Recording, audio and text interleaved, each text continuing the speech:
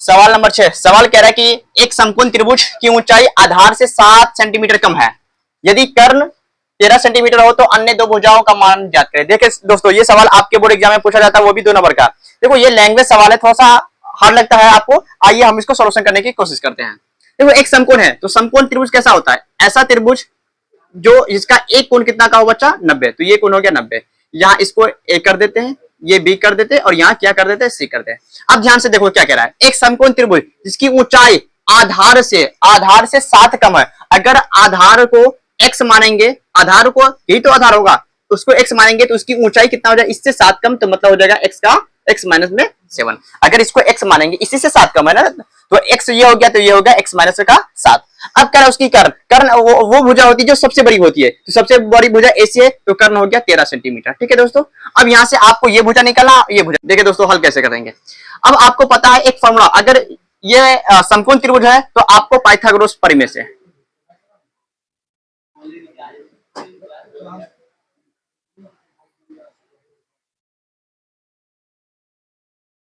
आपको क्या पाइथागोरस प्रमेय से पता है कि AC का स्क्वायर बराबर में AB का स्क्वायर प्लस में BC का स्क्वायर। ये पाइथागोरस आपको पता है? बिल्कुल पता। क्या AC का मान आपके सवाल में दे रखा 13 देखा, यहाँ रखेंगे 13, यहाँ स्क्वायर है, स्क्वायर कर देंगे।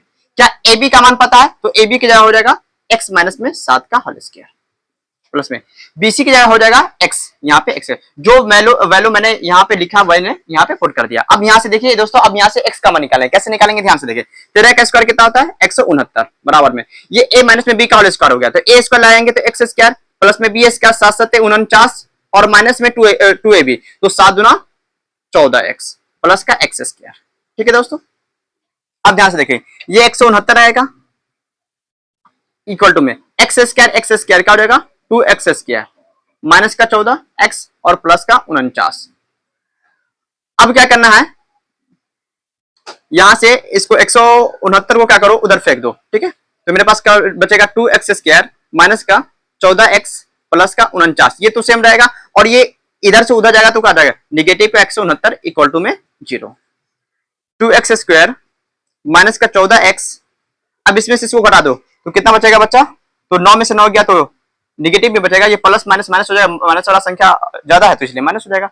9 में से 9 गया तो 0, 6 में से 4 गया तो 2 और 1 का 1 इक्वल टू में 0।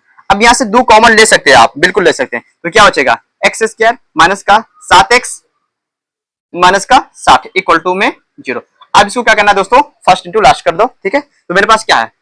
एक्स स्क्वायर माइनस का 7x माइनस का 60 इक्वल टू में 0।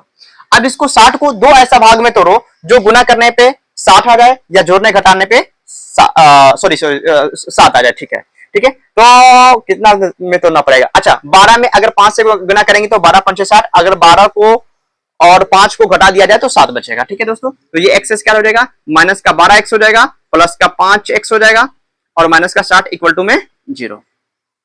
यहां से इस दोनों में से कॉमन x कॉमन आएगा तो क्या बचेगा? x माइनस का 12 बचेगा। इसमें से कॉमन क्या आएगा दोस्तों?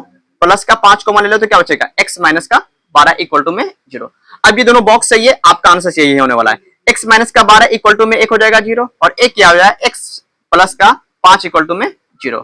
तो x का मान क्या होगा? ये इधर माइनस में उधर जाएगा तो प्लस का 12 हो जाएगा, और ये एक क्या हो जाएगा? ये प्लस में उधर जाएगा तो माइनस का 5 होगा। अब बता दोस्तों, ये जो डिस्टेंस होगा, जो दूरी होगा, क्या कभी नेगेटिव में होगी? नहीं होगी, तो मेरे पास क्या जो आंसर बचेगा 12। अब इसलिए आपका जो आधार हो जाएगा, ध्यान से देखेंगे, आधार क्या माने हुए दोस्त? आधार x माने हुए, तो x बराबर में कितना हो जाएगा? 12 सेंटीमीटर। उसके बाद ये आपका क्या हो जाए? ऊंचाई क्या माने हुए हैं? ऊंचाई माने हुए x माइनस का 7, तो x माइनस का 7, तो x की जगह कितना मान निकाले आप? 12 माइनस का 7, इसको घटा देंगे 5 सेंटीमीटर। इसलिए आपका जो कर्ण है वो कितना है दोस्तों? 13 सेंटीमीटर। आधार हो गया कितना हो गया? 12 सेंटीमीटर, और आपका ऊंचाई जो हो गया 5 सेंटीमीटर। ठीक है, ये आपका